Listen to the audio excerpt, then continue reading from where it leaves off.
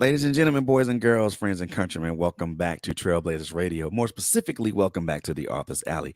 I am your host, Mr. Frederick Beatty, and we have a great show for you guys lined up for you guys tonight. But before we even get into that and introduce the our guest of the hour tonight, want to just give a couple of announcements and everything. So, one thing I want to just ask you guys is to continue to please thank you guys for tuning in. Number one, please like and share and comment on this particular show, as well as also, get people to follow us in your circle of influence, man. We're on Instagram at Trailblazers Radio. We're also on Facebook at Trailblazers Radio. We also have a YouTube channel, and we're also on LinkedIn. So please follow us on those social media sites. And to our listeners and viewing audience, I want to continue to thank you guys for viewing in and tapping in with us every time we have a podcast. I am very appreciative of that. And so are my hosts, Quint Jones, Coco Fenton, and also Mr. Terrence Jackson. So we are very grateful for you guys for tapping into us every time we come up on we have a podcast. So one thing I want to mention to you guys. So if you guys paid attention a little bit to what we got going on, looks like there's a schedule change. So yes, there is a schedule change. My Life as Destiny will be on Mondays and Thursdays. And my show, The Author's Alley, is still on Fridays, but also the Trailblazer show will actually be on days that Quint and Coco are not on. So it'll either be maybe a Tuesday or maybe a Wednesday or something of that nature. But we got some good things coming down the road for you guys, and we want y'all to continue to tap in with us. And we most definitely appreciate everyone that has been tapping in with us and listening to us, watching us, commenting, sharing, liking. We appreciate that so much. But now that is out of the way, ladies and gentlemen, let's get down to brass tacks. The young lady that I have in the building needs no introduction, but we are going to give her the best introduction that I know how to. First and foremost, this young lady is an author. She's also a podcaster. She wears a lot of hats, and we're going to talk about those hats that she wears. Not only that, but she's also the mother of a disabled child, and we're also going to talk about that too. But let me introduce to you guys Mrs. Monique Duell. Hey, what's going on, my Hey, dear? How are you? hello. I am well. How are you? Doing wonderful, doing wonderful, doing wonderful. How's the weather in the DC area right now? Cold. Just simply cold. It goes up and down. It's bipolar. The weather here is bipolar. It was decent yesterday, and now it's that bone chilling cold again because we're supposed to get some sort of storm coming over the weekend. So, Same here, same here, same here. So it's supposed to mhm. be some winter storm that's supposed to come over North Georgia around Sunday.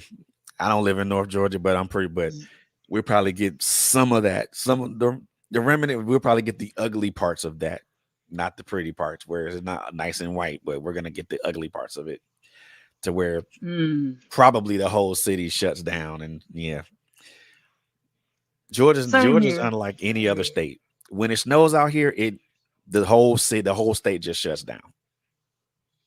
Oh wow, Yeah, people we're that's not used to good. It driving in keeps snow. everybody safe.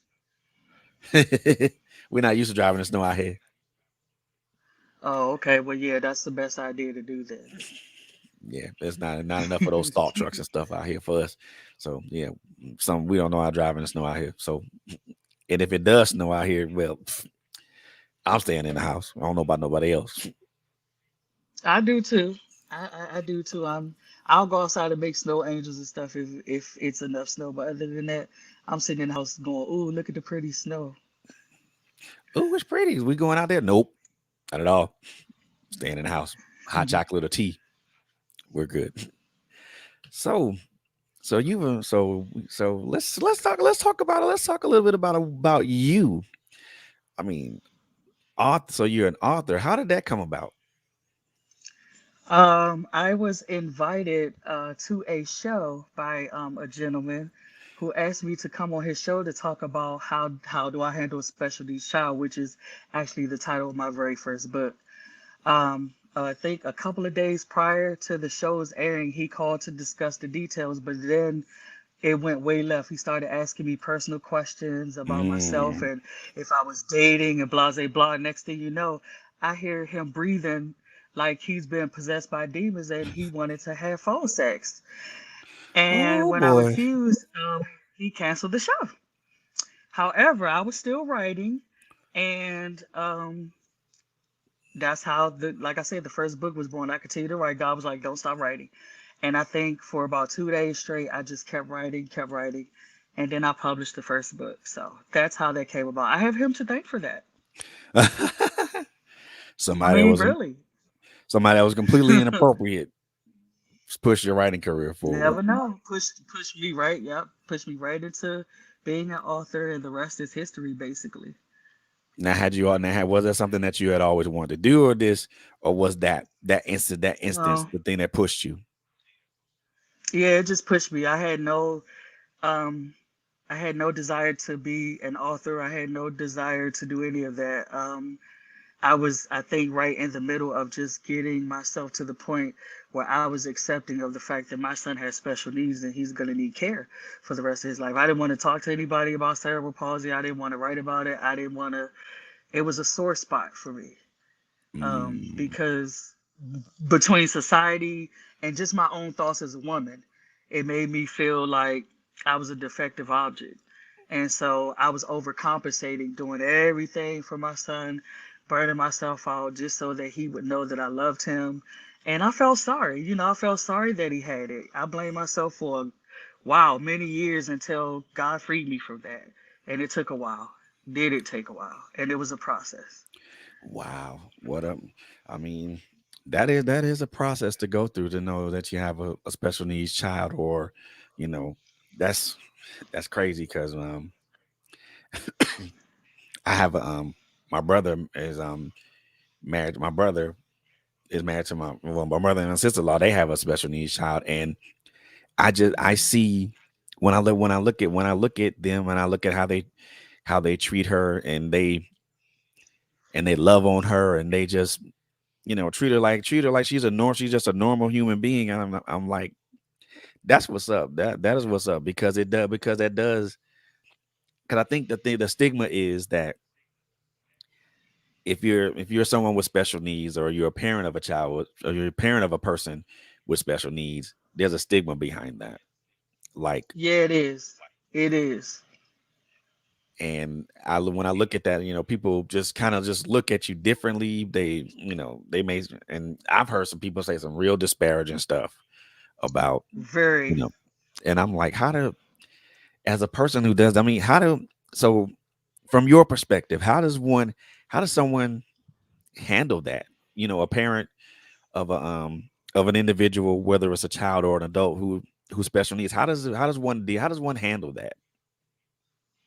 Very carefully, because you have to remember that despite all of this technology and all of this information out here, people are still ignorant. And while they think they're saying encouraging things to you, they're really not. I had one lady to tell me better you than me because I couldn't do it. That's not a compliment and that's not encouraging. I had someone Mm, else tell me, well, God knew what he was doing. He gives his, strongest battles to his strongest soldiers. I asked her, I said, so are you weak then? What does that wow. mean? What does that mean? That does not, no, that's not how that goes. And so, you get a lot of those people want to be encouraging because they don't know what to say. So I tell people, if you don't know what to say, the best thing to do is just say, hey, you know, um, I'm praying for you, or give us a hug or something. Don't, because a lot of these cliche things that people say all the time, it's sort of like telling somebody when their loved ones died, God needed another rose in their garden. Are you serious? Mm, God needed another wow. angel. Really though, so it takes patience to deal with, and there were times where people say some really crazy, just off the wall stuff, and I would come home and cry because I'm like, they just don't understand. They're like, you make this look easy. I'm like, baby, it ain't. And so um, I got tired at one point of putting on a brave face. And so Wow. that's where the podcast and stuff, yeah, we're out here. A lot of these parents not gonna tell you, so I'm gonna tell you. A lot of these parents are sitting in their cars like I was for weeks and months, crying their eyes out because they didn't know what to do with their special needs child, trying to figure out how to do life for themselves and do life with their special needs child, not being able to work, in my case, for 17, 18 of his 21 years, and having to quit a job almost as soon as you started because they needed a surgery and all that. They won't tell you all that. They won't tell you the emotional toll it takes. So I do. I'll tell you, it's hard. Wow. I can't just go get on a plane and go for a weekend cruise or anything like that or whatever. I have to have a team of people now because my son is older and he's heavier.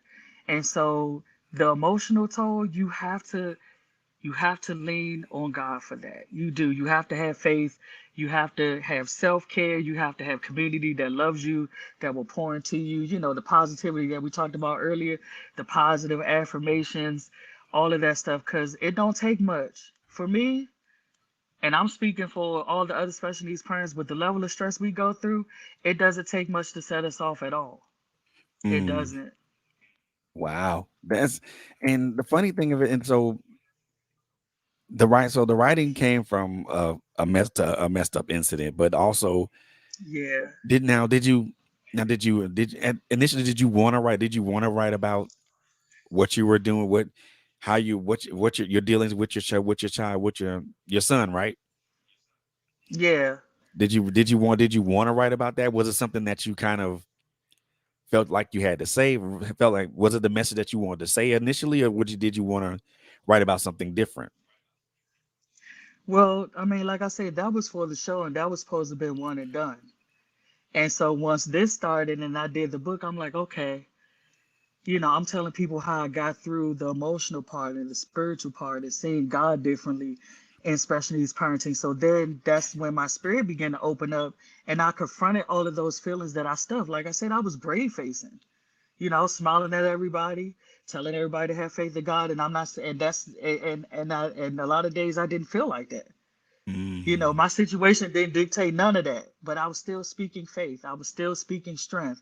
I was still speaking hope. I'm like, one of these days, this is going to catch up to me, and I'm really going to feel like that. And it won't just be a brave face, it'll be a true story. And so I kept at it until I got to the point where it's a true story now. It wasn't just me just saying it to try to convince people to feel better, about having a special needs child, but to really hone in on what God was calling me to do and dealing with it. You have to deal with it. If you don't, it's gonna deal with you. Sooner or later, it will catch up to you. It will catch up to you. Yeah, yeah. And I'm pretty sure that battle that you were having internally wasn't wasn't a very nice one. No, I would sit in my car. If I would go to work when I was working, I would go to work and I would sit in my car for about 2.5, 3 hours in the driveway and just sit there in silence. No music, no phone, no nothing. Or I would just sit there and cry because I had finally had a breakdown. And this was like maybe 2 years ago. And I'm thankful for my friends that prayed for me and would call me. It was to the point where they were afraid I was going to commit suicide. And I was afraid because I didn't know. Mm. I was just done. I had just completely broke down. And even though I was still brave facing it, the people who knew me, who really knew me, knew that I was not fine. And that's the kind of friends you need. You need those type of friends that know that even if I'm smiling like this, or you hear my voice saying, "Hey," they like, "Mm-mm, what's going She on?" not she not okay. No, no. And so I'm grateful for the people that God placed in my life to hear my heart's cry beyond the smile.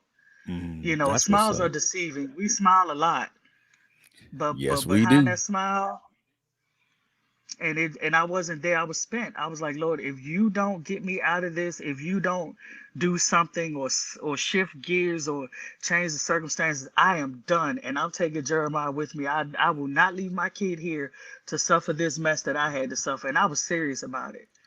But Mm. I one day I cried, and I remember sitting in my car and I just started screaming, and it was almost as if God was like, "Woof," and I was like, "Whoa." What was that? I mean, I cried out to God and said, Lord, I surrender this pain. I surrender the anger, the disappointment, the guilt that I was carrying about, having him early and all that. And that from that point on, I was free. I was Indeed, free. indeed. That is, and the funny part, the thing about it is that when you, I think when we do finally just decide to surrender everything, you know, to God, things begin to, you know, the sun just shines a little brighter, and things just feel a Yes. little better, and like the load on your shoulders isn't as heavy as it was before. And I'm glad that you got to that point to where you find things finally turned around for you. I mean, but I know Yeah. traveling, but I can tell traveling that road was not the easiest road to walk, to travel down, especially with number one, dealing with the stigma of everything, and then also you being the Yeah. parent. And not only are you taking on what that child may feel, but now that's compounded by your own feelings of self-doubt, self-worth, and you know wondering if what you're doing is the right thing. And then, like you mentioned earlier, Yeah. overcompensation. Man, I was like, that for me, that those are the things that I look at. And Simone Yeah. Austin said a smile can be deceiving. That is very true, Simone. That is Yes. very true, Yes. because a smile can we can smile on the outside, but on the inside of uh, a major battle is just raging on inside, Yes. and Yes. And people I don't was see that. dying inside. Oh man, I that is mean, that is the literally, I was worst just feeling. dying inside. I That mean, is the and worst just to, feeling. when you're struggling to smile, you know you're in trouble. Yeah, When you're of struggling course. to smile and you going in the bathroom to put water on your face to keep from crying because every time you go to a meeting, every time you have a phone call from the teacher and things like that, they're telling you something different that your child needs, or some goal wasn't met that you had hoped that they would meet to make them a little bit more independent and need less help from you, only to realize nope, they're not there yet, and you feel disappointed. And then the whole cycle, if you're not careful, it'll start back over. The whole mom guilt: did I do everything right when I was pregnant? Why didn't I say no to this? I should have said yes to that. Maybe, maybe not. Would that have changed anything? I don't know. I don't know, Mhm. and I'll never know. So that's an Yeah. empty argument. Yeah. Oh man. So And the yeah. the one the one thing that I try to just the one thing that I try to tell, you know, people, especially when those types of situations happen, or when you question yourself, especially when things like that go down, you you just don't know. You can never predict anything to happen, whether good or bad, especially when it comes to something like this.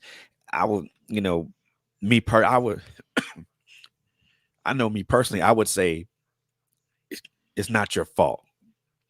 You couldn't Right. predict any of this. You couldn't predict anything that would have happened from the time you got pregnant to the time you conceived, and anything else that would have happened even after that. We don't predict that.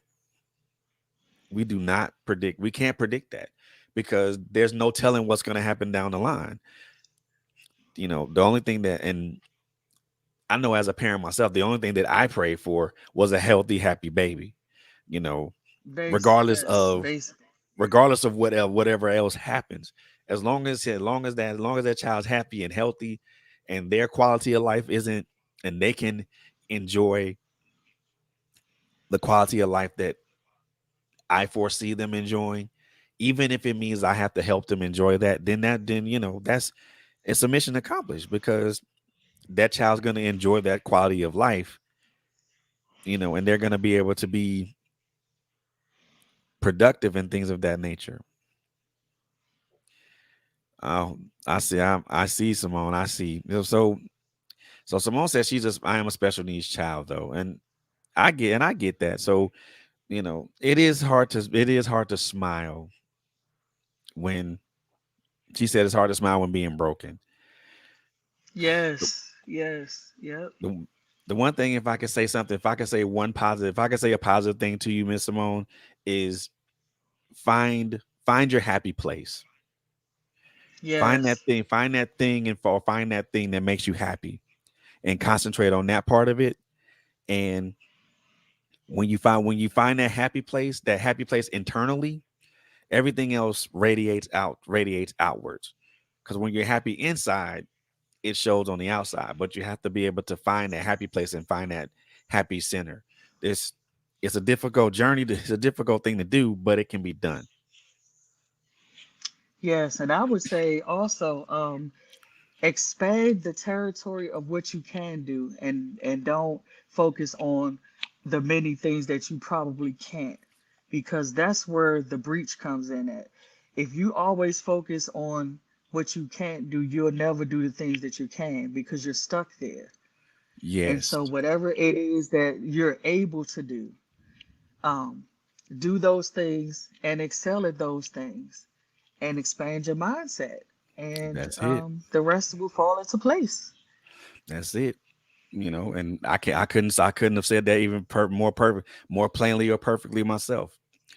You know, be the best Simone that you can be, because Right. regardless of what anybody else thinks, if long as you believe that you're the best person that you can be, everybody else thinks you. Everybody else, what everybody else thinks of you is irrelevant. Very Period. much so. Because and you're very much you're very much welcome, Miss Simone. You're very much welcome. Because yeah, everything else is very much irrelevant, because it doesn't matter what people think, what people say. It's noise, basically. That's it. It goes here, comes it should go in here, and it should come out here. Yeah, don't internalize. Don't let it go from here to your heart. Yeah, because the moment it Don't let goes them. Don't from let their yes, activity corrupt you. because the moment it goes from your ears to your heart, that's where the battlefield is created. Yes. Yep. So Absolutely. be the best person you know how to be, Simone, and you're good, and I promise you you're golden, because what everybody else Yes, thinks doesn't indeed. matter. And It- Simone, you're fearfully and wonderfully made. Understand that. Understand that there's nobody else like Simone. There's nobody else that could do what Simone could do the way Simone can do it. And Amen. that's your superpower. You an original. That is your superpower. Yep. Amen. And to Yeah. even amplify that, all of us are uniquely made and uniquely gifted. Whether it's and it doesn't matter it doesn't really matter what that gift is, but we're all uniquely made and we're all uniquely gifted. So God made you the way that you are for a reason number one, and for purpose number two. When you find your why and your purpose, again, the sun shines so much brighter. The load on your shoulders becomes less, and you're able to walk in that victory and that purpose, because we're all human beings, and we're all trying to find out where we fit in this the grand scheme of things, and this place called Yep. Earth, and this place called Earth, and this thing called society. So you are fearfully and wonderfully made, and you are also uniquely gifted and different. There's nothing Yes. wrong with being different. Stand out instead of trying to stand in. That's the one. I mean, because if you think about it, we could be perfect and somebody still will have something to say. Oh, look at Miss Perfect. So no matter what you do in this life, someone is going to have something to say about you, period. It doesn't matter what you do or what you don't do. So give them something to talk about, as I say. Man, look here. Give I love that. I love that. Give the best way to make make somebody jealous, or talk about you. Give them something to talk about. Give them Hmm. something to talk about. But for real though, Simone, Me and Miss Monique, we're both amplifying the same points. You're fearfully and wonderfully made. You're uniquely gifted and different. And stand and it's so important to stand out instead of standing in, because when you stand in, that means you're just mixing around with everybody else. When you stand out, you're the outlier. You're the person that everybody's going to put their eyes on now, and they're going to kind of wonder, well, why she has that, why does she have that glow about her, why she's smiling, why Yeah. she's shining. And they can ask those questions all the time. They can ask you those questions all the time, but only you know the answer. They can only guess or assume. And yeah, I see you. I see we all are learning to walk in our purpose daily. Trust and believe. Even me. Oh yeah, this is a daily walk, honey. You never arrive, as they say, because there's Mm-mm. always something to learn, something new to do. You have a different idea. I mean, the possibilities are endless until we take our last breath. The possibilities of your greatness that's in you, Simone, is endless. Very much so. Limitless, actually. Yeah, Limitless. limitless, endless, all of that. Yeah. Yes, Just indeed. if you're learning to walk in your purpose daily, sweetheart, you you've already. Let me tell you something. If you're walking in your purpose daily, you've already won. The You've already Say won. that again. The Yeah, battle's already won. Just give it to the person that's more qualified to fight it. that's it. And I think, and that's the one thing I want to ask you about that. You know, when you were going through everything, through all the emotional and the mental turmoil that was, and also the physical turmoil too. At what point did you feel you just had to surrender everything? When I got to the point where I was sitting in my car crying for Mm. hours and hours, I did every time I left the house, I would try to find something else to do so I wouldn't have to come home because I knew what was waiting at home. Oh. And it wasn't directly because of my son, it was because of the details surrounding, caring for him and the paperwork and the phone calls and the meetings, and then trying to find Monique in the midst of all of that. What does Monique want out of life? Am I just gonna just be his mother and die? That's all I was here for, just to bring him into existence and he's suffering, I suffer, and then we're just gonna die? I just Mm. wrestled with the meaning of what our lives meant, period.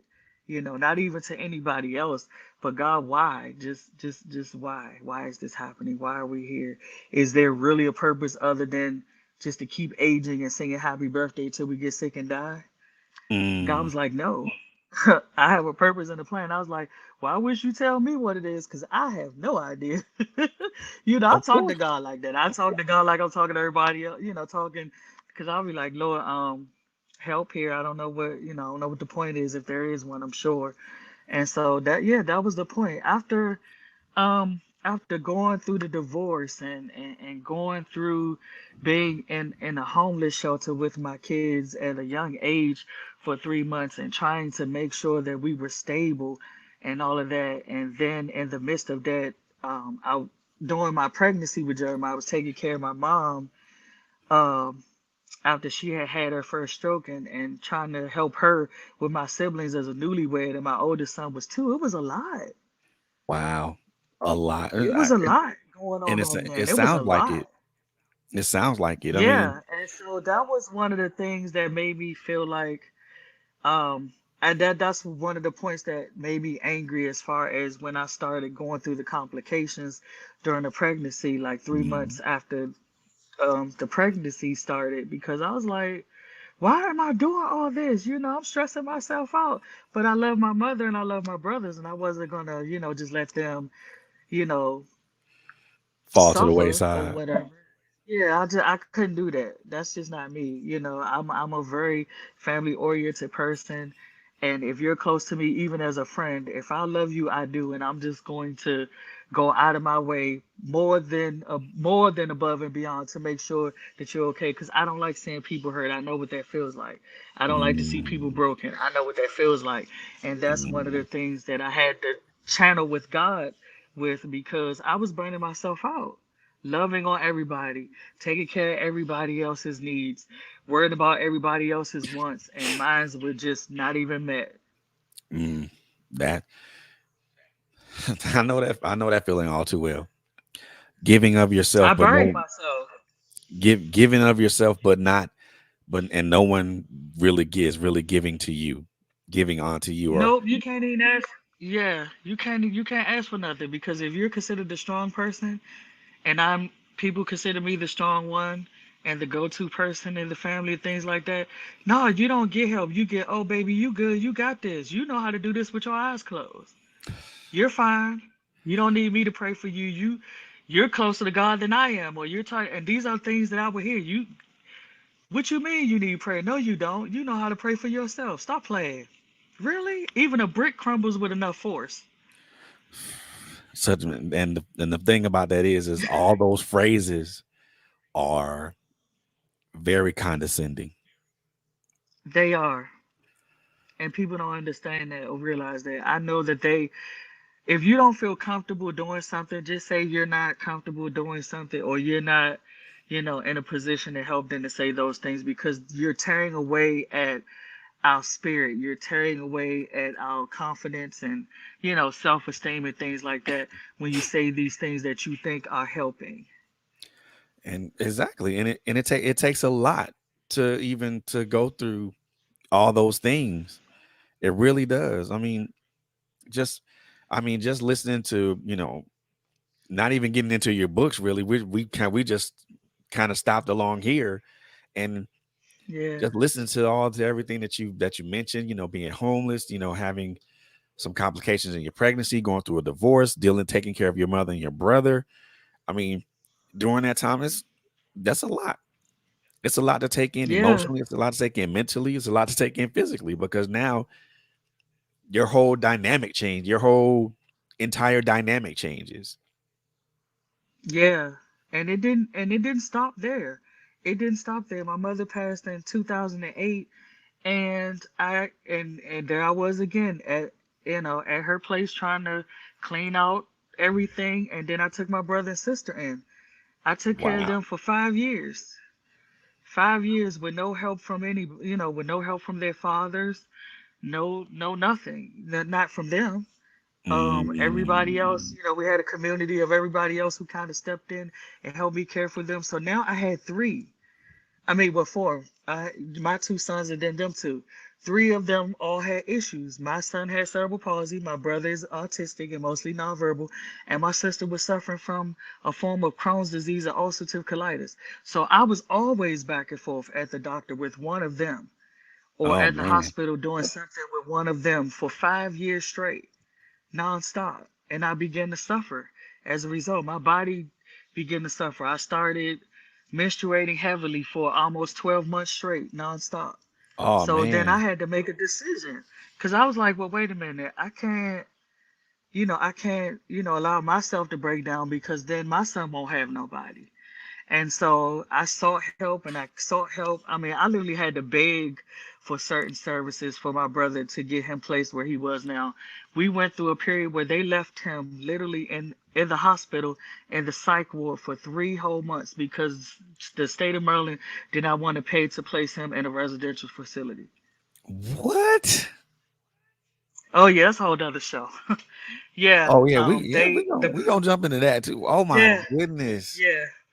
Because the person who wanted to take him, we did the full intake interview. I let her know what my brother could do, what he couldn't. She agreed to take him. Not even 24 hours later, I'm bringing him back because I can't do anything with him because I can't leave him alone and all of that. So, were you listening to anything I said at the meeting that we had as far as what my brother could and couldn't do? I mean, were you there or you were just mechanical? You just saw the money that you thought you were going to get.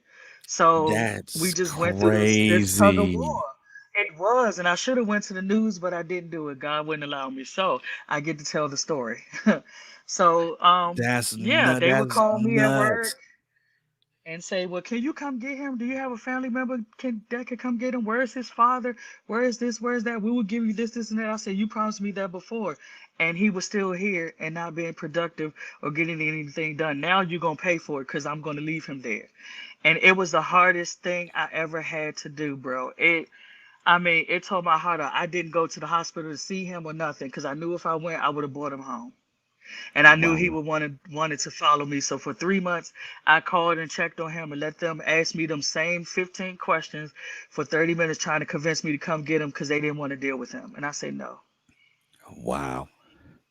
And so that's how we got to this point. So now he lives outside the home, but I'm still responsible for him. And so I still make sure that he, gets his meds and things like that and all of that stuff. And because he started having seizures after my mom died. He's been healthy as a horse his whole life. He ain't so much as had a cold.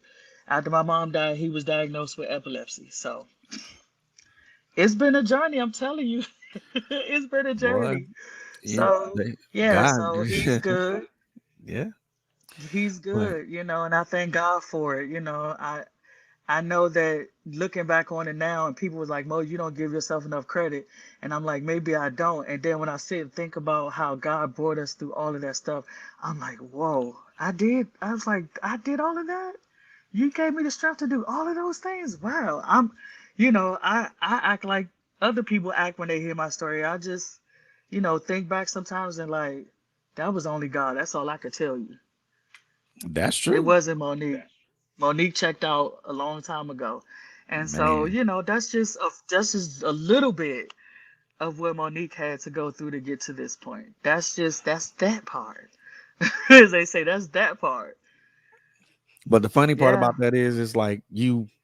I won't even say the funny part. The good, the the great part about that is that throughout all of that, throughout all the turmoil, the pain, the heartache, you you found God, and then you found a place to be, so where you could be centered.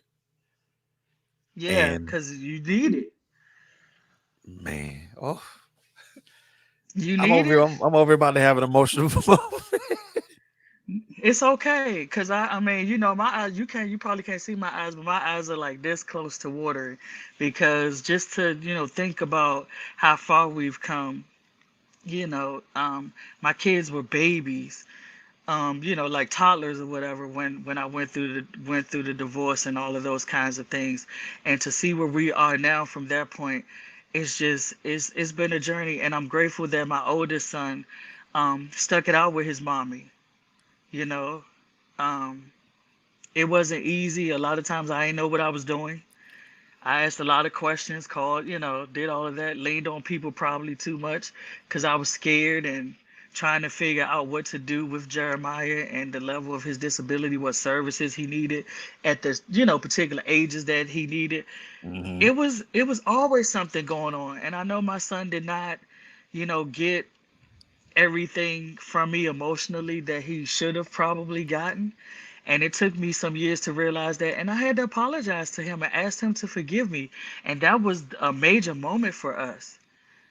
I A mean, breakthrough moment, in no our doubt. relationship, it was.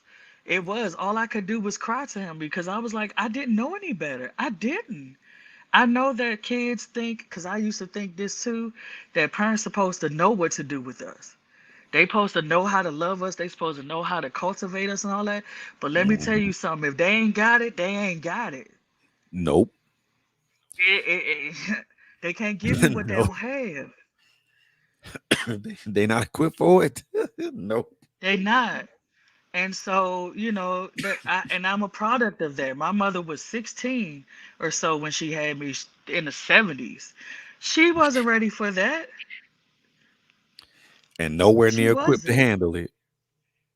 And then 2 years later to have a child with autism, she wasn't ready. And so as a result, we went through some things.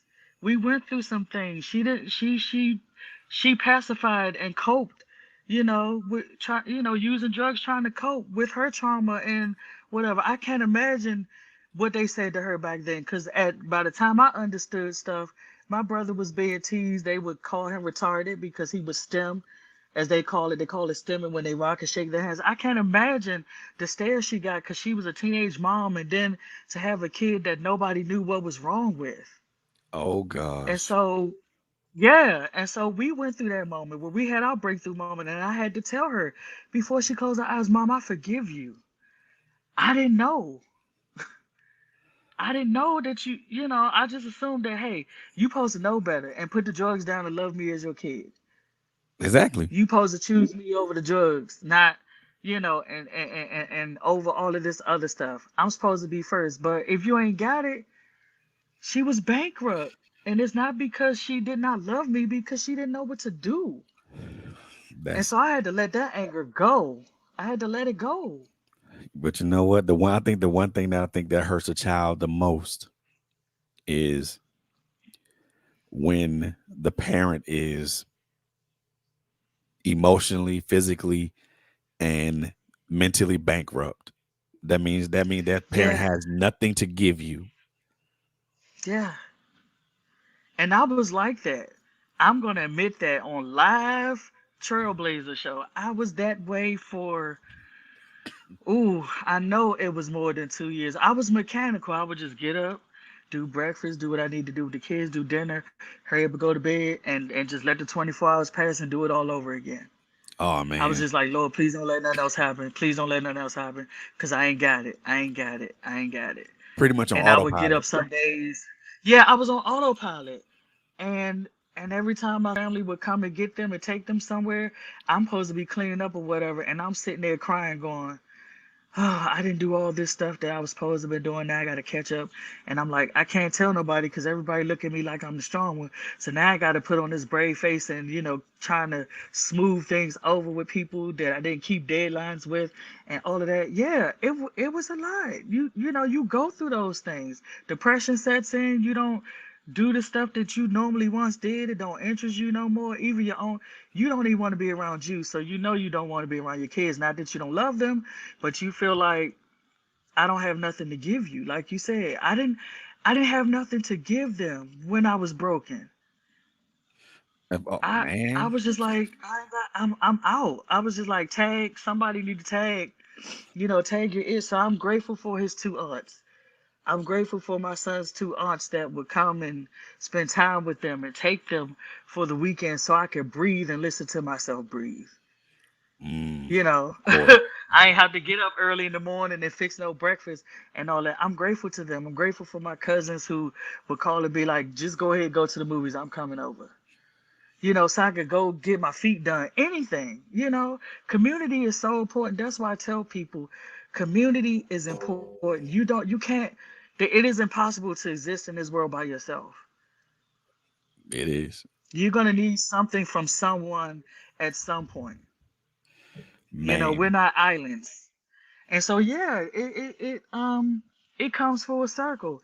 And so when I did that with my son, and I even said it to Jeremiah, even though he didn't understand it, or at least, well, he probably didn't because he was younger then.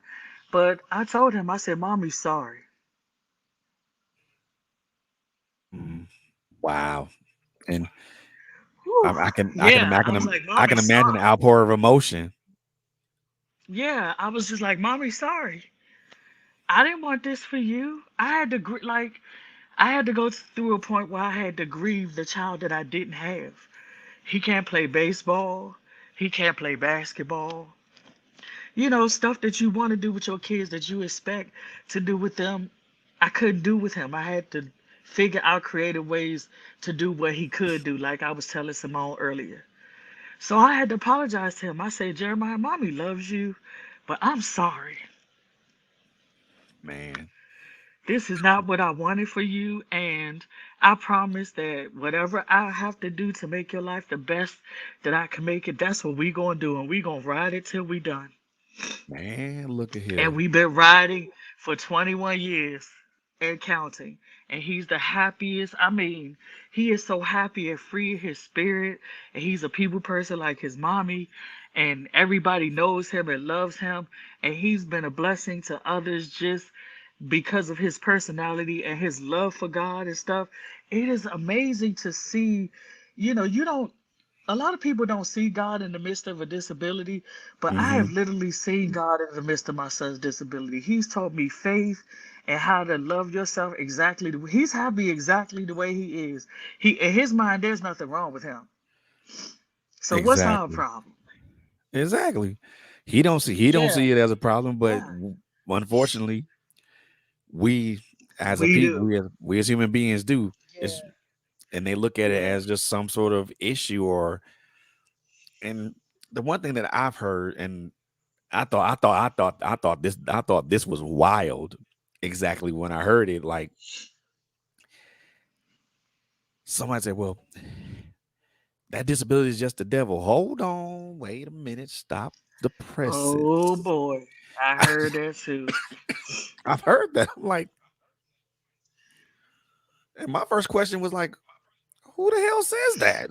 First and foremost. I mean, yeah, I've had people to ask me, well, did you pray and ask God for healing? This is, and even my son asked me this when he was a teenager. He said, Mommy, can I ask you a question? And I said, yeah. He said, Mommy, why hasn't God healed Jeremiah yet? I didn't have an answer. And I said, son, listen, let me say this to you, and I need you to understand me. God has timing and he has purpose and he has a plan for us. I said, it's not that God cannot heal Jeremiah and make him as normal as you. There's a reason why God has allowed Jeremiah to be this way. And even though it may feel like God is teasing us or something, or he's trying to hurt us, he's really not.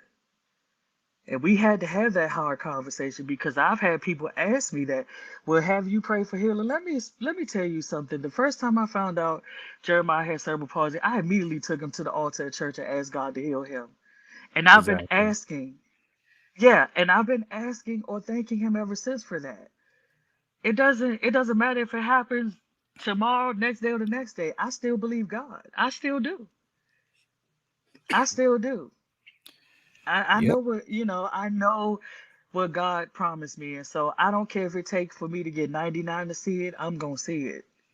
There you go. And I've had people to ask me that, like, and then someone said to me one day, and it took me for a loop, they said, well, Mo, you should stop asking God because at this point, don't you think if God wanted to heal him, he would have done it already? What if his answer is no? And that whole what if his answer was no resonated in my spirit like a ton of bricks. It was like, if his answer is no, do you still love? And God was like, if my answer was no, would you still serve me? There Yes. you go. If I I told her, I said, my answer is still yes. I don't care what you talking about. My answer is still yes. Yeah. And so I had to come to that conclusion. Like my answer is still yes. It doesn't matter. Him being completely healed or not does not does not shake my faith to the point where I'm saying, okay, God, you ain't doing nothing I asked you to do, this, which is a lie. God answers us, and I tell people this when I minister to them. When you pray, God has answered you. How he answers you is what your problem is. You don't like the way he answers. See, we ask God for things, but we can't tell God how to give it to us. exactly. Come on now. Come on now. We can't, cause I God knows what we mean when we pray and we ask him for stuff. He knows exactly what we mean when we say, Lord, heal my child. He knows that. He knows we want normalcy and no problems and no issues. However, you're not gonna get it if that's not his will. No, it ain't. You're not And gonna get it. But what you gonna get is the strength and the grace and the wherewithal to go through the process so that you can grow. yep, Is at this point, bro, it's not about my son, it's about me. exactly. God had to take the disability out of me. God took the disability out of me. So Yep. now, whatever Yep. he does with Jeremiah is really none of my business. My business is to still say yes to him and do what he's called me to do. And when the time comes, I'll still be here. Exactly. Exactly. It was the fun man, it's you brought something to my mind to something to my mind that I thought about, and it's so right on time right now with what you're saying. It really is. It really is. So no, I watch other podcast shows. The one that I've been watching lately is this one with I Am Athlete with Brandon Marshall. I think this is one with Brandon Marshall, Fred Taylor, Chad Ochocinco, and I think Channing Crowder. And they had Deion Sanders on. They had Deion Sanders on, and he had mentioned a post that he put on Instagram, and it was like, and the question that he asked was is so profound right now, and it's like, are you gonna be happy when you don't get what you want? See,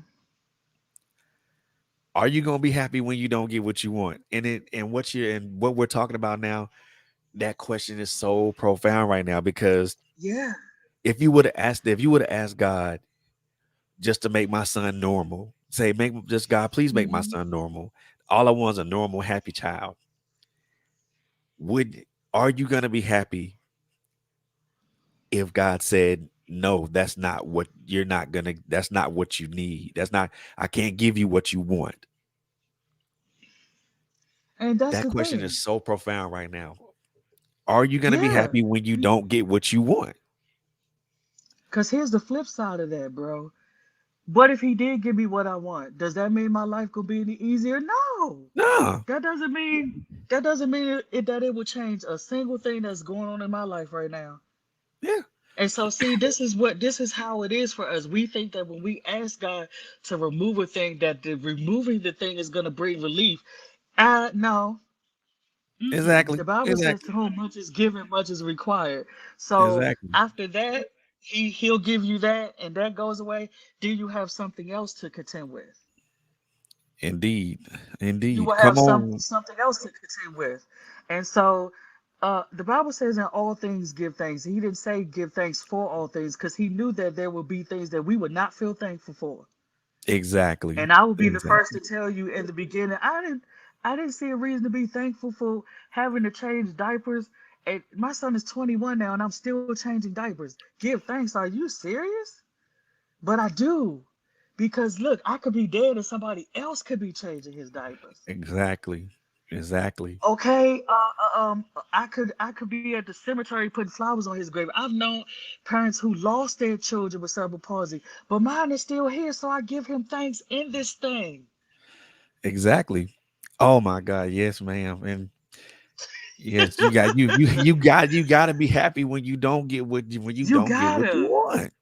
It's God it's didn't say he was gonna give us what we wanted. he'll give us what we need, which God is said I will supply your every need according to my riches and glory, not your every want. yeah, he'll give you what you need, which in some cases is the strength and the perseverance to make it through. You know And guess that what? the extra push to make it through the next day. Yeah. And guess how he does that? Trials and tribulations. Yep, Things that help us grow. Flowers grow in dirt. Flowers grow in dirt and poo. that's it. And they come out to be the most beautiful things. They've been Yep. poked, they've been rained on, snowed on, stepped on, peed on, and Hmm. they still come out looking beautiful until Yep. they're utterly destroyed. That's So it. what makes us think that we just gonna walk in the sunshine all the time? That we God has seasons in our lives, and these seasons produce different things in us that the previous season won't. Exactly. And we Exactly. have to go through them. We have to go through them to be strengthened, like you said, to get that push to birth these books, to birth these ministries and stuff that he's called us to. Sure, he could just give them to us and be like, okay, fine, I ain't gonna bother you. I'm just gonna let you have it and let you run and go for it and see how far you get. He could give us what we want whenever he feel like it, but what are we gonna learn? Nothing, Exactly. because it Exactly. will be spoiled. We'll be spoiled. We won't work for anything. We won't have any expectation. We definitely won't have faith because we know as soon as we ask him, he gonna give it to us anyway. That's it. That's it. And the one thing Faith is not faith is you can see it. exactly the evidence of things of not seen, not heard, or not even spoken about. Yes, indeed. And the one thing that and this is another thing that just came to my mind, and it's so crazy that we're so. I love the fact that we're talking about this and how it relates to how your life has come from one instance to another.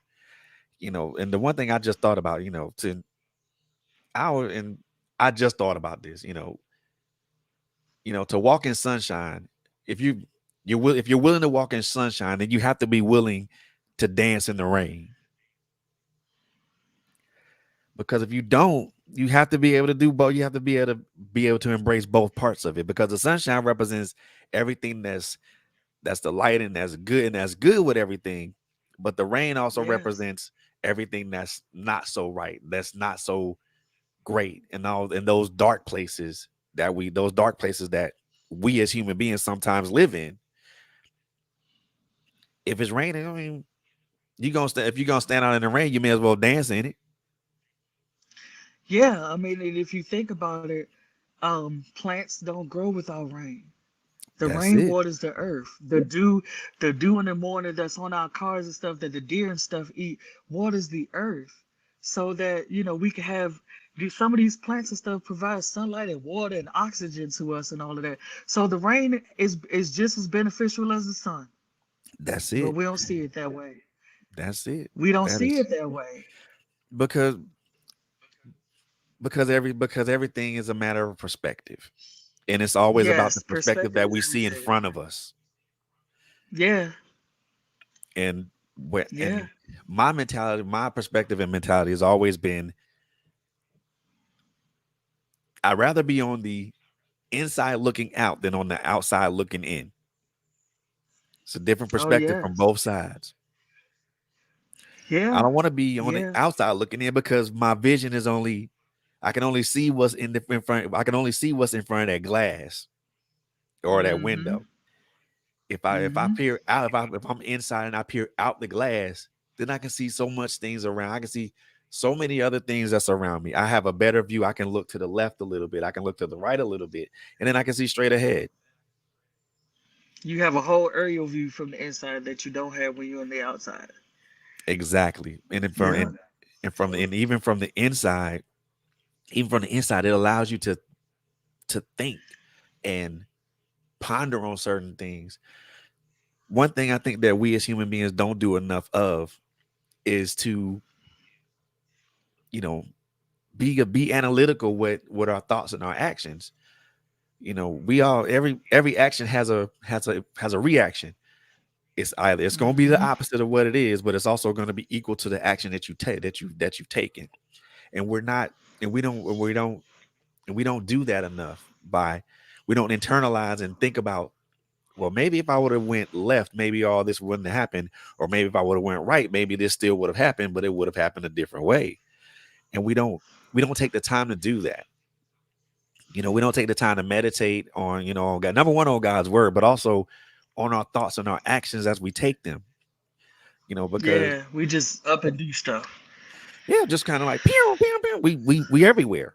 And we don't sit down and Hmm. take the time to cognitively think. Because even looking at from your situation, if you would have made if you would have made any other decisions besides the ones that you made currently, this could have went a whole different way. It could have went left, it You could have wouldn't went even be right. talking to me. Huh? I It said could have you went wouldn't even be talking to me because I wouldn't be here. exactly. Exactly. Yes. Thank God. Oh my God. Exactly. For You his you you grace be and his like mercy.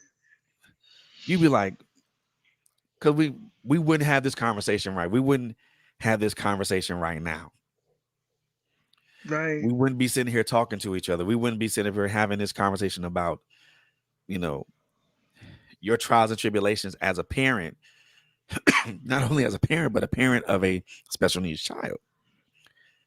And your story is so, you know what, I'm gonna walk back. I'm gonna walk back a little bit. I Go ahead. strongly believe that your story is so much encouraging. It should be encouraging to any parent who has a special needs child. And this is and when I say that is this is going to be irrespective of the condition. Right, right. because to me, the condition is just a hampering of something that's physical or mental. It doesn't take away from that child's personality. It doesn't take away from that child's doesn't take away from that. I won't even say child, I say person, that person's personality. It doesn't take away from their zeal of life. It doesn't take away from their quality of life. It's just that their quality of life has to have a little bit of assistance. Yeah, No- and no- adjustments. Yeah. Yeah, adjustments. But nothing's wrong. But nothing's wrong with that because we as human beings, not only we are responsible for our own quality of life, but also we're responsible for the quality of life of others, such as our children, such as our our parents and things of that nature. So not only are Right. we responsible for our own quality of life, we're also responsible for the quality of life of others, and vice versa.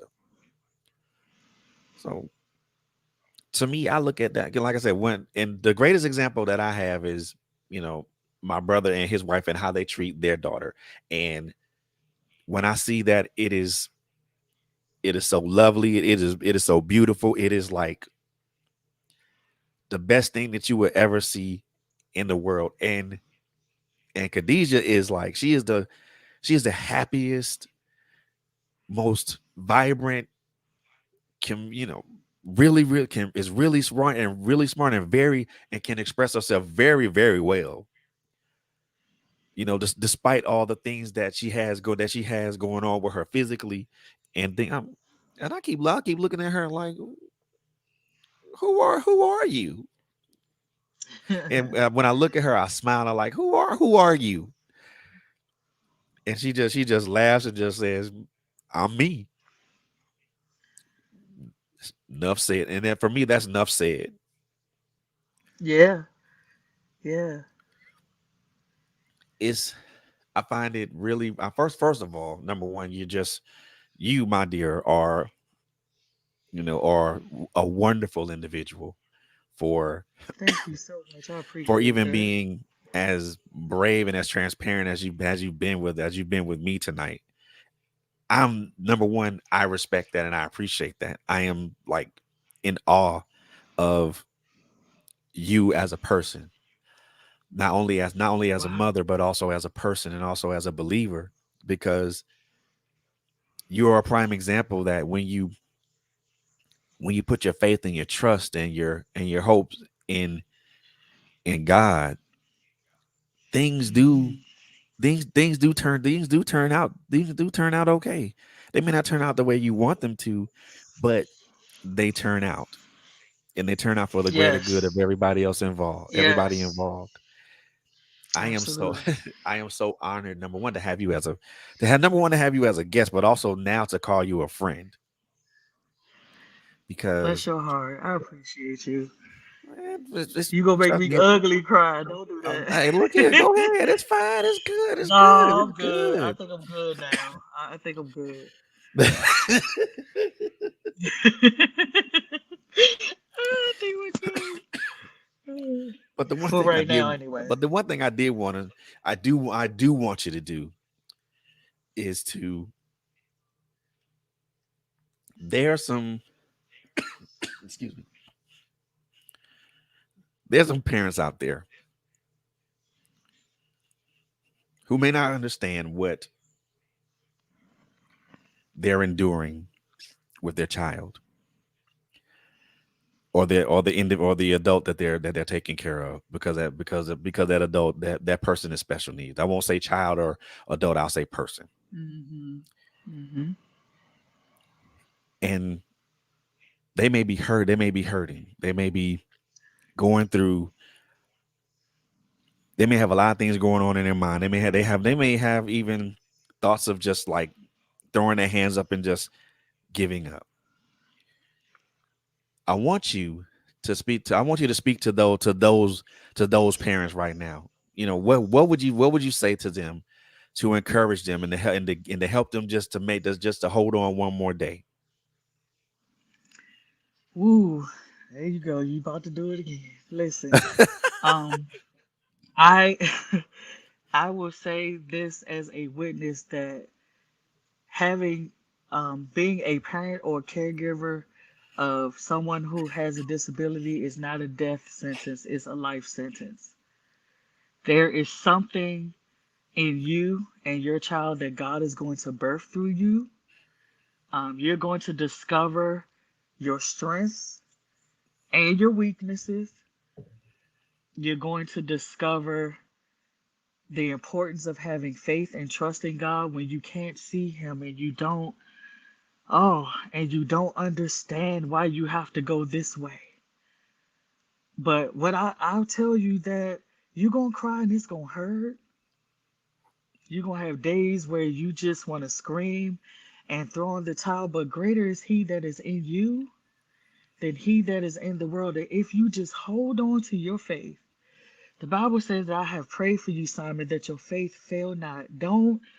I don't care what doctors say, I don't care what the church people say, I don't care what mama and boo boo and them say. You keep your eyes fixed on God Mm. and hold on. And when you feel like in your humanity you can't handle it, because we can only handle so much. Listen, you get a micro size piece of dust in your nose and your whole nose is blown out of whack. So Yup. there's only so much we can handle. This is why we cast our cares on God. We let those things go. We pray and we release them and allow God to handle them. And when, like I said, in your humanness, you cannot find the strength to get up and do the routine things, or you find yourself going to a dark place or becoming mechanical, reach out to somebody that you know that loves you and that knows the word and the worth of prayer, because prayer changes things. I am sitting in front of you because somebody prayed and interceded. I'm not just, let me say, when I say prayer, not, oh Lord, bless them and get them strength. No, baby. I mean, pray and call that mess out, intercede, and lift you up in prayer. That's what I mean when I say pray. And even if you don't have those words to say, if you just cry and say, God help me, He understands it because I've said it. Mm. And a couple of other things too that I probably have said in my ignorance.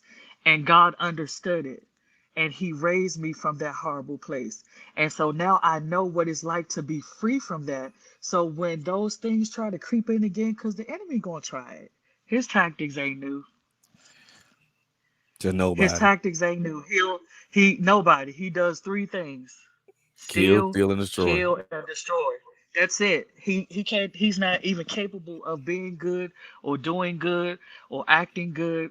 But he may look good. But that's a lot. You know, you can discern that. But hold on to your faith and love your child. Minister unto your children as you do unto God. The moment that I started praying for my son and just every now and then I would anoint him. We would sing songs. I taught my son how to worship. My son is a worshiper.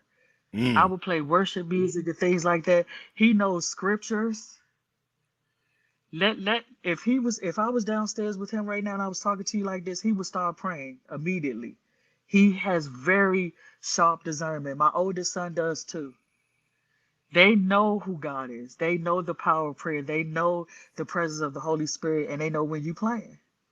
Mm. And so everything that you're doing, understand that you're not doing it for naught, because the Bible says what you do to the least of these, you done to the Father. So love on your children. Look at them as the gift that they are, and look at yourself as the gift. You are not defective, number one. There's nothing wrong with you, number two.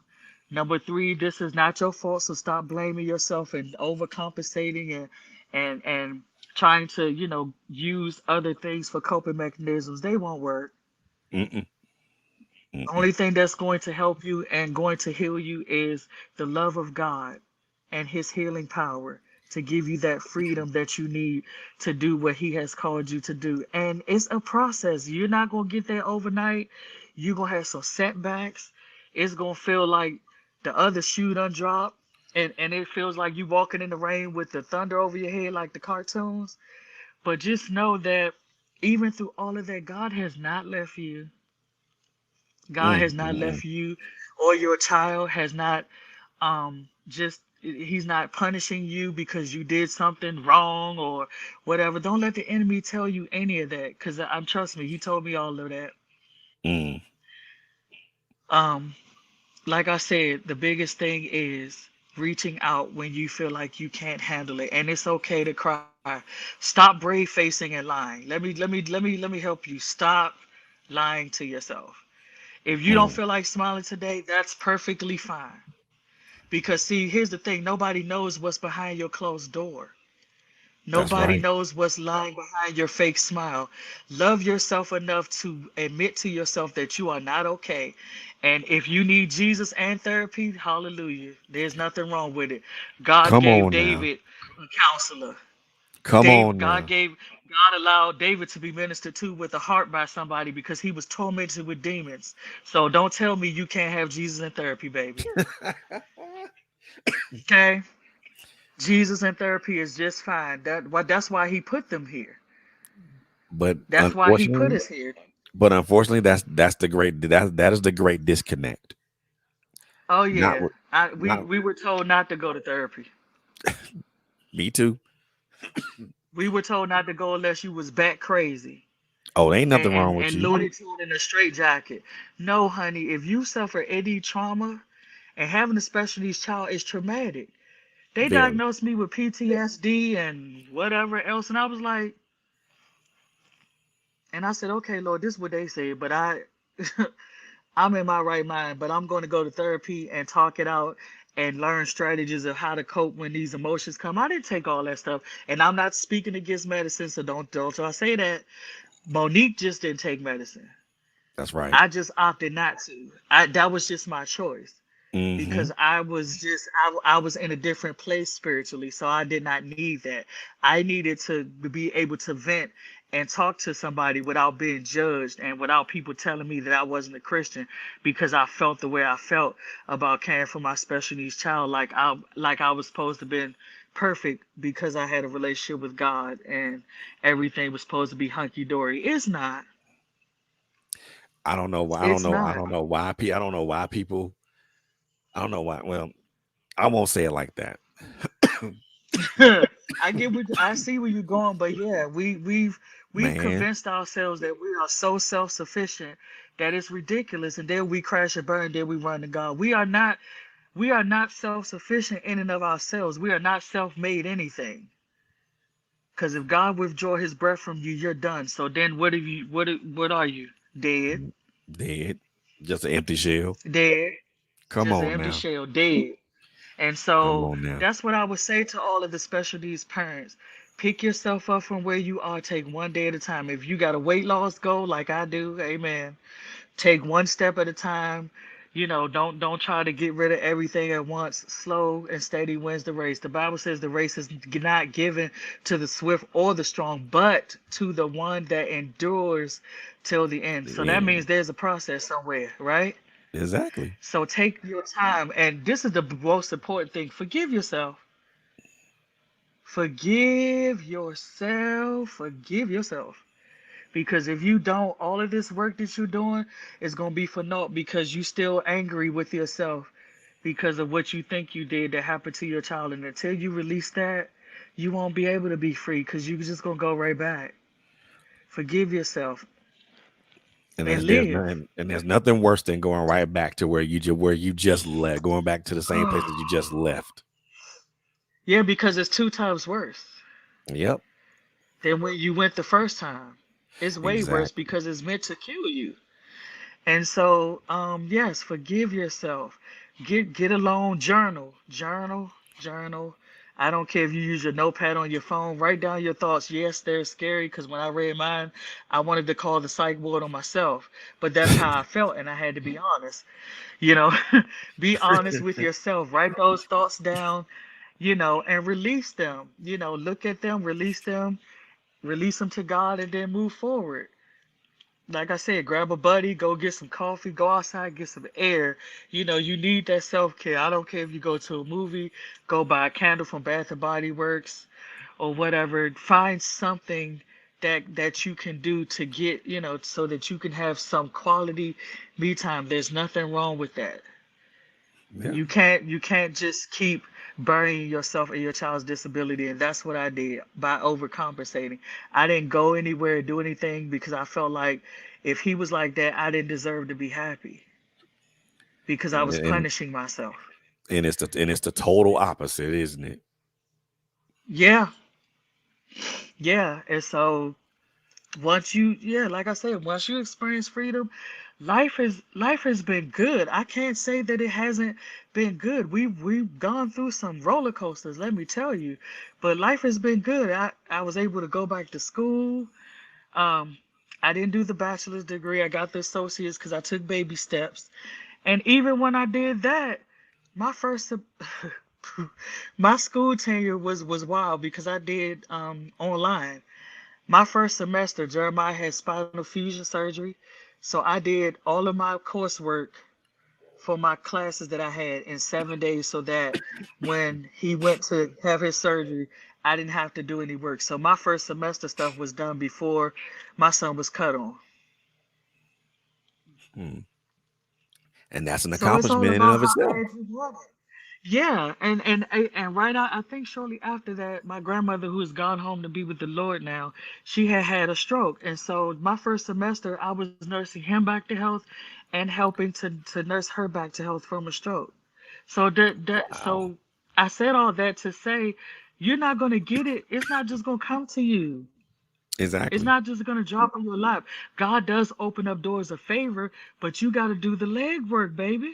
You got to do the work. Gonna have to. You gotta do the work. I made it through school. And all 4 semesters, something else, something happened after that and after that. But I kept persevering until I made it. I didn't quit. I could have quit after the first semester, but I didn't. I was like, okay, expect the unexpected to happen. Think about it. When you don't do nothing, it doesn't require no work or no effort. Mm-mm. Nobody bothers you when you're doing nothing. No, I mean, nobody bothers you when you're doing nothing at all. The moment you try to better yourself and do things for yourself, then here comes Everybody else. everything. Everybody else. And I'm gonna tell you how I know this to be true. I could when I was in school, as long as I was not on my laptop writing or doing something, my phone never rang. Every time I would turn on my laptop to do homework or to write, bling, bling, bling, bling, bling, bling, the phone would ring, text message. It was like these people could literally see that I was trying to do something. Everybody and their So mama decide they want to eliminate call your you. distractions. Yes, eliminate your distractions. When you go through your healing process, this is so important. When you're going through those kinds of things, you got to eliminate the distractions. Put your phone on do not disturb for an hour or two and just sit with yourself and nourish your spirit. Nourish your spirit. You got to tune out the outside world. We can't always be connected and always be in the know. For what? It's not helping you. Nope. If it's not adding to your spiritual life, it's not adding to the joy and the peace of your life, it's not necessary. Hmm. But we always want to be connected. We want to know when the latest TikTok that came up. Oh, this is going viral, that going viral. Meanwhile, your life is falling apart. They not gonna come and save you. Nope. Not at all. They not. Not So at you all. you know the first rule of thumb on the plane, they say when the mask come down, save yourself first. So yeah, save yourself first as a special need parent. Your child and loved one depend on you. You got to be right. Yep. And when you do all of that and you take those steps towards God, God will bring you to such a place of peace and victory. And the things that you were going to discover about yourself, and even the ministries or the books you're going to write, or the podcasts and shows you're going to be on, you're going to look back at it and go, wow, that's what this was for. It's for Exactly. somebody else. It's not for you. This That's this right. this thing right here is not just for Monique. Yes, Monique benefited from it, but look where I am sitting in front of you, That's it. telling millions of people you can have a life. Just because you have a disabled child don't mean you can't that your life is over. Your Oh, life is not over. and everybody say think that well, that's just a death sentence. Not a death sentence. That's a life sentence. What you talking about? That's what I say in my on my things all the time. Disability is not a death sentence, it's a life sentence. And even my slogan with Disability LLC that I have, which is my business, my slogan says don't diss disability. Wow. That's what's up, Yeah. man. I love that. I love that, Yeah. bro. I love that. Don't diss disability. I love that Yeah, it's so like a much. tongue twister, but it works. Hey, It works. Very And effective. so, it's awesome. Everybody who's listening under the sound of my voice, who may be going through some things, I speak life to you. I speak strength. I speak the peace of God and the love of God that it will comfort your hearts if you're suffering from losses. Let me tell you, baby, 2021 was ridiculous for us, but we're still standing. My grandmother passed almost a year ago on next Wednesday, and my sister passed 2 weeks after that. She was 29 years Wow. old and left behind a 15-month-old. So 2021 knocked the wind out of me in January, on January 19th and February the 7th. And the rest of my year was done after that. I didn't, I was like, okay, Lord, I'm done. That I quit already. It's only February and I quit. But he said, It's nope, only February and I you give know. up. I'm done.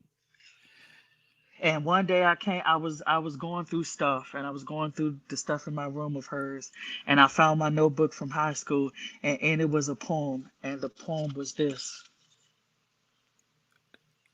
Wow. The poem It was a became book. poem. The poem became that Yep, book. yep.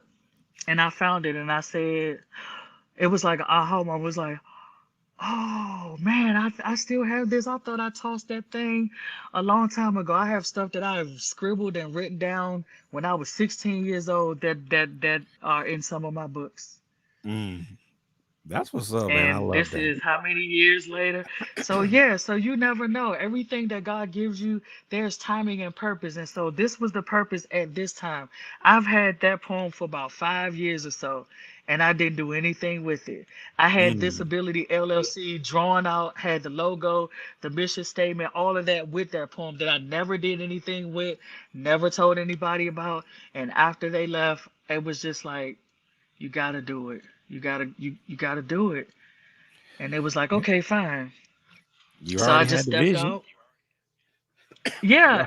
and like I said, I wasn't gonna do nothing with it because I ain't want to be bothered. You know what I'm saying? You're grieving and stuff, And I was just like, okay, Lord, can we do this later? No. No, Okay.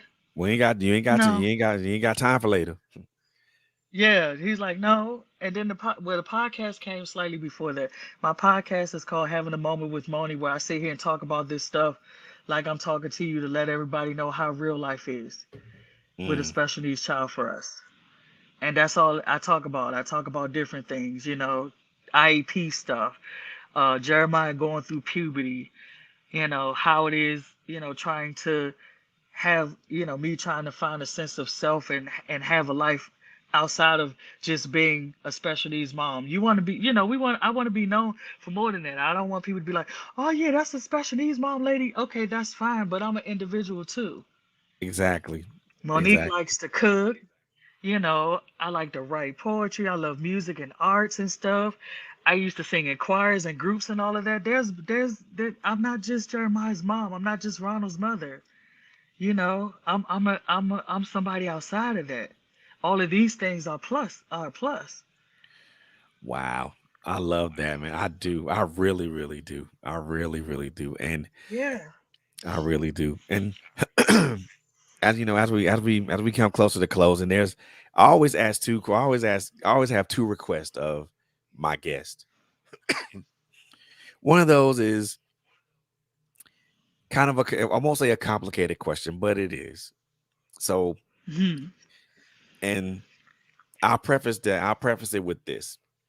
The question that I'm asking you encompasses everything of who you are, from being an author, a podcaster, um, a mother, a business owner, everything. So we all know that life is a marathon. We're all running it. So there are stages of that marathon. So the first stage is, you're coming out the gate. This is the start of the whole race. So you're coming out the gate and you're kind of learning where your pace is. And then you have the middle stage to where you're at the pace that you want to you're at the pace that you want to run, and it's a nice little clip. And then we have the last stage of this, which is the finish, to where the finish line is right there, is in front of you, and you're beginning to pick up your pace, or you're just kind of coasting toward the finish line. And so, where are you at in this marathon called life? And like I said, the question encompasses everything that you are. I was, you know what? I'm just gonna throw a curveball and say this is the rebirth because I had to be broken to see the greatness that God placed in me. So I won't say I'm at the beginning, but I'm not at the end. I'm just getting started. So I would say I'm in the middle where I finally settle into what I believe and what I know that God has called me to do, and now I'm taking active steps to do what God has called me to do. So I would say I'm in the middle. That's you know what, and I find out, and I find it a very interesting place for you to say that you are. It's been in and I'm not saying that that's a bad thing because it really is not. It's a very good thing because because when you mentioned the rebirth, I'm like, okay, she might be just walking up to the starting line. So and that's where my initial thought came Yeah, from. yeah. I would say I'll say in one area I am in the starting line, and I'll tell you why. September 11th, I accepted the call to be the associate pastor of God's End Time Deliverance Ministries, the Baltimore Washington region. I am under Apostles Philip and Verna Williams, and so that's the beginning stage for me in that arena. I've always Mm, done ministry and things like that, but I was never. I did choir, praise team, all of those things. Did communion, all of those things. Everything except for pastor, church, or running. Well, so in that regard, I'm at the beginning stages because now I'm settling into this calling and this mantle that God has on my life. And even though I've done all of those things already, unofficially, mhm. if you will, now that the mandate has been placed over me, it does not come without stuff. Cost, Yeah, without cost. cost. Salvation is free, but the anointing costs. Oh, You let know, me tell and man. so yeah, and so I am in the beginning stages where I'm what, maybe 9 months in, not even am I no, I'm not even a year yet. And so getting used to people now feeling like they have to call me pastor all the time, and I'm like, it's not that serious. I am still Monique. I appreciate the respect. I appreciate all of that, but a lot of my friends they do it on purpose to kind of tease me because they's like, "You always make this face when we call you that." I'm like, because I'm getting used to the fact that God has, actually placed me in this place that I never thought I would be at, and it's a prophecy come true. My grandmother told me this years ago, and I was like, "Grandma, I'm not pastoring nobody." She said, "Oh, yes, you will." Ah! This is nice, and I miss her. I miss her dearly. And so all of the things that are happening now, I thought about this the other day that we actually talked about, in my early 20s and early 30s about some of these things that are now just coming to pass. So in certain aspects of my life, I'm right at the starting point, and in other areas, I'm at the middle There you where go. I I've mean, gotten and my footing and my pace. but that's a good way to see yourself because again, every Yeah. aspect of our life is different. So in some cases you are at just coming up to the starting gate and you haven't, you're trying to make sure that you come out the gate properly and the starting gun hasn't went off yet. Yeah, that's the area where I'm trying to make sure I'm coming out the gate right because we all know how many stories have we heard of people who are in leadership position not acting leader-ish, if you will, and I'm gonna leave that there. So I'm trying to make sure that, I will not, be named among them. Amen. So There we yeah. go. There we go. Amen. I feel you on that. I do feel you on that. Yeah, Lead. yeah. So I just want to represent God well. That's right. But and also make sure make sure that you're ministering to his people properly and fairly. Properly. Because Hmm. no one likes to be mishandled. I mean, that's that's something for Absolutely not. yeah, and that Yeah, excuse we me. can talk about that. I'll come back. Trust me. That I'll come That's back. a story for another time. Yes, indeed. We can have a whole segment on that alone. Oh yes, indeedy, yes, indeedy. But I also the other thing that I want you to do, and I'm gonna give you this opportunity to give yourself a shameless plug. I want you to tell everybody who you are, the name of your two books, where they can find you on social media, and also the name of your podcast, so that people can find out where can talk and listen to listen can listen to you, and listen to your stories and gain some form of hope and some form of solace and some a form of camaraderie and community. So the floor is yours. Okay, well, I am author Monique Duell, mommy, caregiver, associate pastor, all of those kinds of things. And this is my children's book. This is the newest.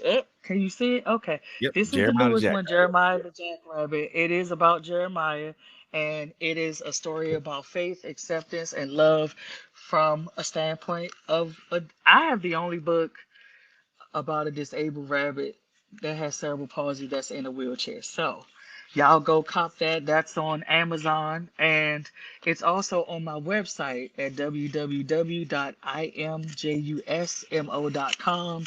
That's my disability website where you can find all of my books. And this is the other one, Handicapped Mom Lessons I Learned Through Cerebral Palsy. This is the autobiography book. This is where all of this that you heard tonight was birthed from. That is also on my website as well as Amazon. On social media, Facebook, I am Monique Duell. Instagram, I'm Miss D Rain, MSDEEREIGN. And my podcast is called Having a Moment with Moni. It's everywhere that podcasts are: Spotify, um, Apple, Anchor, and the rest of them, iHeart, everywhere. It's everywhere. Wow. So you've been how often does your podcast air? Is it kind are you just kind of like is it mostly a feel for you? Yeah, because when I tried to do the schedule thing with work and trying to, in the beginning when I was working, and then now that I have to do homeschool with him since he's out of school and things like that, sticking to a schedule per se did not necessarily work. So when I have quiet time, I usually record my podcast like at 1 in the morning when it's all quiet and I can collect my thoughts. And so I do at least two a month, at least two a month. Got I you, want got to, you. kind of beef that up a little bit. So hopefully my goal is to do one a week. So pray for me I because I got want you. to do one a I got week. you. I Yeah, got you. so that I that's got that's you. the goal. And so but it may not happen that way until probably February or March because God has opened up all of these doors for me to do interviews and things like that. And so I've been pretty busy. Got you. I I've been got you. pretty busy since I did the Pick TV Network book fair. Oh yeah. So So and you oh yeah. And we forgot to mention that because you actually are gonna be on the Pick TV network. Is that's tomorrow, right? yeah, tomorrow we're gonna start recording. We're going live about 1. It is the Pick TV virtual book fair. This is my second one. I made history with them and did the very first one back in December, and I met some pretty amazing women who were just like me, and as a result, like I said, I started getting phone calls and emails and things like that. I was in Faith Heart magazine as one of the women changing the face of ministry, which was a huge deal for me. And so all of the things that God has done since then has shifted me greatly in the arena of being with people. This right here, this is outside of my comfort zone. I'm gonna tell you, bro. I don't like being on camera and stuff like that. I really don't. Everybody's like, why don't you go live on Facebook and talk about do your podcast live and stuff? I'm like, because I have to be on camera. They're like, get out your way, ma'am. Get out your own way, ma'am. Let's go. You got work to do. Chop chop. So I get pushed and encouraged and coached all the time. So one of these days I'm just going, pop out of nowhere with it. So yeah, so join us tomorrow. The Pig TV network is on Facebook. They are on YouTube and they are on the Roku TV app with the stick. Either you have the Roku stick or Roku embedded on your TV. Look for the Pig TV network and we're there. And what time is that book fair tomorrow? 1 p.m. Eastern Standard. It'll start at 1, and we have all different genres. I'll be in the children's author category. We have other categories as well as fiction and all of the other words. You will see probably those segments separate, but I will be in the children's book category. Man, you got a lot, you got a hand in a lot of things there, lady. You really do. But It's But but that I God did that. God did that with that one, just that one thing. And that's what we were talking about. You take that one step of faith that God and be obedient. You never know where God is going to take you with that one yes. that's it. So just do what he told you to do the first time. I tell my people that all the time. Do what God told you to do the first time. Don't let God should not have to ask you twice to do something once. Exactly. Exactly, man. Exactly. They don't. That's They it. man. They Leave better that alone. look here. You bet if I told you the first time, you might want to go ahead and just hand this, then just hand her that and do what I asked you to do. Yes. Kind of like a parent. Yes. If I tell, okay, I'm telling you this one time and one time only. If you don't do it, it's gonna be repercussions. Man, we do it the first time. If we wasn't first of all, we didn't get that far. If we wasn't getting up and acting like we was moving, we automatically got whooped. Period. And we were like, "What you hit me for? Cause you ain't get up when I said it. What you? I was getting ready to get up. No, no, no. You should have been got up. When I You asked know you we to used to the get it because first we didn't get time, up. Exactly. The first time. So yeah, don't let God have to do that to you. You don't do that to yourself. yeah, because you gonna get a spiritual, but you gonna get a spiritual whooping. And I got too many of them in my lifetime to sit there and act like that now. Even when I think I hear God, I'm like, okay, God, can you say it again? Because I want to make sure I heard you and be obedient. And he'll tell you again too. He will. He'll tell you again. And I'm like, okay, God, thank you. Whew, I just wanted to make sure that was you before I go out here and do this off the wall stuff that people don't understand. That's it. That's it. That's it. Yep. So yep, that's Cause it. Thank you so much for having me. oh This was man, look here. amazing. I enjoyed having you, and I most definitely want to have you back. I actually reached out to my other two hosts because I really because and I'm gonna actually speak to them tomorrow because I really want you to come back on the My Life Has Destiny podcast because Quentin and Coco they're Absolutely. amazing and they are and I just hit him up and said I said this lady's powerful, man. Y'all need to have her. Thank you Y'all so need to much. have I her here. Y'all need to appreciate you. have her. Y'all need to have her. So, ladies and gentlemen, boys and girls, friends and countrymen, I want to introduce to everybody my our listening and viewing audience. I mean, she got a lot of hats. So she's an author, she's a podcaster, she's an associate pastor. Is she she is a mother of a special needs child, but don't let that particular moniker fool you because she is a very very powerful woman of faith and a powerful woman of belief in that God can pull you through anything. So, ladies and gentlemen, I'm going to He can. introduce to you guys author, podcaster, you know, woman that wears many hats and she's good at those hats that she wears. Monique Duell. Monique, thank you so very much for Thank you for coming on to having this me. Appreciate you. to this I podcast definitely will platform. be I back. am And don't be a appreciative. stranger.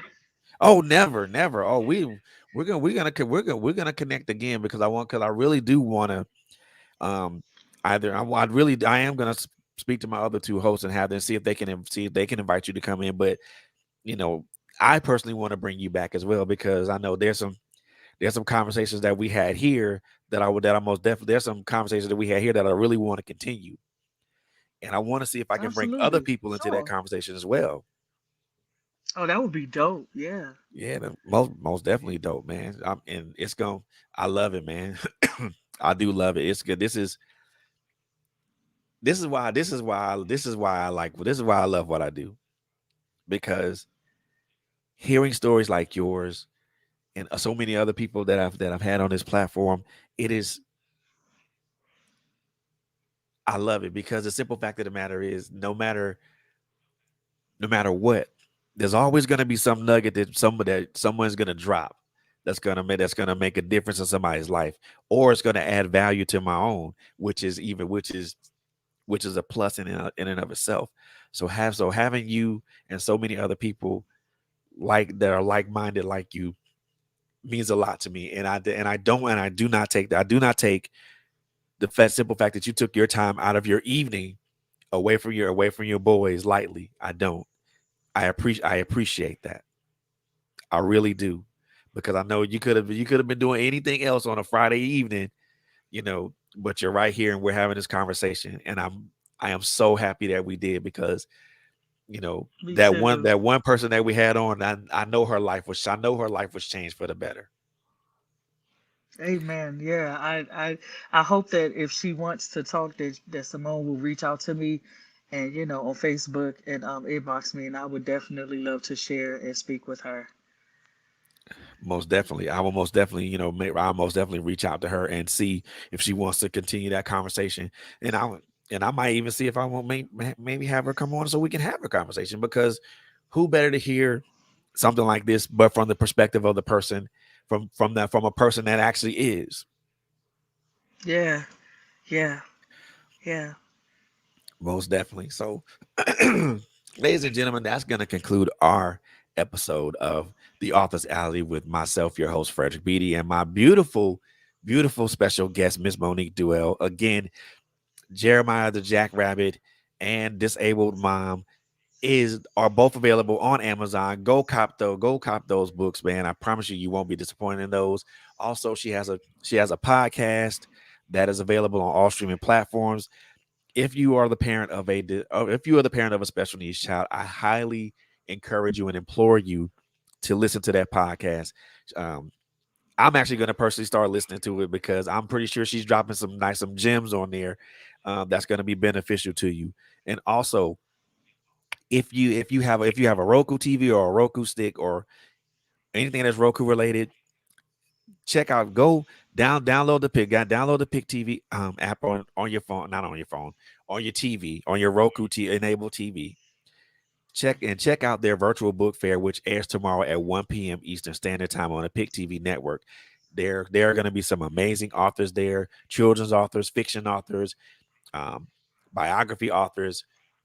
You're gonna be able to tell you're gonna be able to listen and hear about these authors' amazing stories and how they got to the point that they are right now with their books and their publications. So I implore you and encourage you to download the Pick TV app on your Roku TV or on your Roku stick. Check out that virtual book fair tomorrow, and if you feel led to, and if you feel led to purchase a book from an author because as creatives, as an author myself, it's not just the purchases that help us. It is the reviews that I feel help Yeah, us the most yeah, because those help us improve and work on our craft as authors. And reviews, positive or negative, help us in any way. I mean, I don't shy away from negative reviews because they're learning because they're learning lessons, their lessons into those. But again, please support. If you guys are able to get that app, check out that virtual book fair, check out her podcast, purchase her books, um, and just check her out on social media. Just stop by to say hi, or if you have a question or comment or yeah. concern, or even better yet, if you want to know a little bit more about her, just if it makes sense for you, hit her up in her DMs. No craziness, y'all, no craziness. No But craziness, y'all. no Listen, craziness. cause y'all out there, If it y'all makes sense doing for too you to much. do that, do that. But please be respectful. No craziness. I Thank always have you. to And say that. No, also for the TV book fair, if you don't have a Roku stick, you could go to www.thepictvnetwork.com and see it there as well. there you go, and there you have it, guys. And as I stated before, ladies and gentlemen, that's going to conclude this episode. I want to thank my special guest, Miss Monique Duell, for being here, Thank blessing you us so with her. much for First of having all, me. with her beautiful It's an presence and honor. countenance, and just you know being extremely transparent about her journey from one end of the spectrum to where she is now. I'm appreciative of that, and again, that does not fall short on me because transparency is something that we all need to have, especially when we're trying to help someone else. So I want to thank you for doing that. I am more Thank you than so much. I am more than grateful for that. So that's going to conclude this episode, ladies and gentlemen. But as we conclude, I always want to leave you guys with three things. First thing, love on each other. Second thing, take care of each other. Lastly, but most definitely not leastly, please if you're going out tonight, or if you're going out anytime during this weekend, or anytime during next week. For some of us, this is a long weekend, as MLK Day is going to be observed on Monday, and a lot of people won't be working. So if you happen to go out this weekend, or Monday, or any other day next week, I want you guys to please, by all means, by any means necessary, please stay safe.